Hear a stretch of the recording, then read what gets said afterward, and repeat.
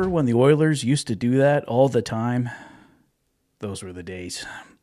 Well, it's one of those days once again. Welcome back, everyone. My name is Patrick. You're watching the Fanatic Rundown, a little bit of a mix of the Oilers Rundown in there tonight too, because we got some big news to talk about on Evander Kane. Let's start with the Evander Kane news, and then we'll dig into tonight's 3-1 huge, massive victory for the Edmonton Oilers over the Carolina Hurricanes. The latest news on Evander Kane comes from Sportsnet insider Elliotte Friedman on Saturday Headlines.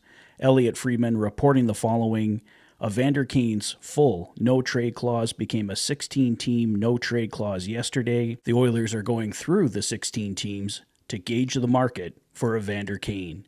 The Oilers are looking for cap flexibility. So I mentioned in my video earlier today that I did not think we would see an Evander Kane trade, and it's probably still a bit of a long shot at this point, but the Edmonton Oilers, as Elliotte Friedman reports, are going through the 16 teams to see if there is a match for Evander Kane to move on from him. So I know that's going to please some people in oil country, but will make several others mad as well. I know a lot of people want Evander Kane back for the stretch run here for the Stanley Cup playoffs. I would definitely like to see Evander Kane in the Oilers lineup for the Stanley Cup playoffs. I want him to miss the rest of the regular season, though. I want the Oilers to be able to have cap flexibility, and if Evander Kane is coming back before the end of the regular season, which is obviously the Oilers' concern here, if they're looking at a possible trade for Evander Kane, then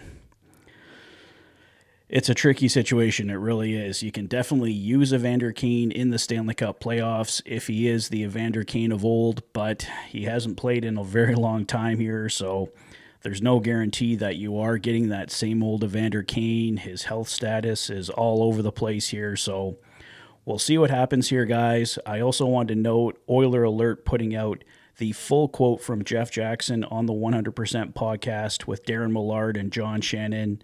Here is the full quote from Jeff Jackson. I think that we're still in the same time frame where we're looking at sometime in the playoffs, but you never know with players. Evander's a very athletic person, so it may be quicker than that. We're just taking it week by week. So it wasn't as definitive as I thought from my earlier video. So with the Evander Kane trade discussion, everything is kind of up in the air right now, whether Evander Kane's coming back to play for the Edmonton Oilers, whether Evander Kane's going to be going to a new team.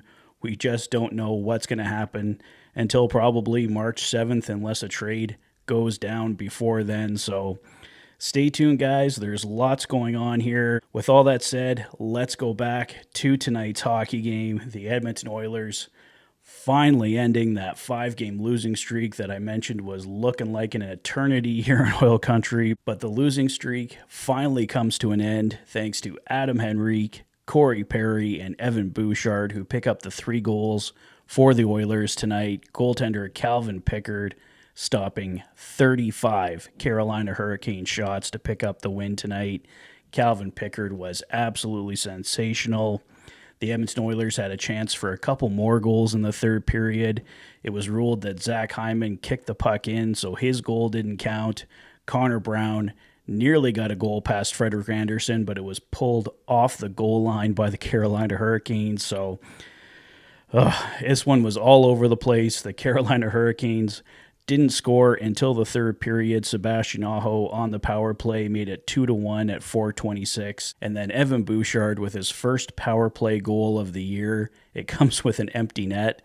Frederik Andersen on the bench for the extra attacker. And at 19:59, he gives the Oilers the 3-1 lead. And they hold on, of course, for the 3-1 victory. As Jack Michael said on the broadcast, it wasn't a Picasso, but the Edmonton Oilers just simply had to win. I've been saying it for a couple days. This was actually my prediction on the Oilers Live podcast on the Heavy Hockey Network earlier this week.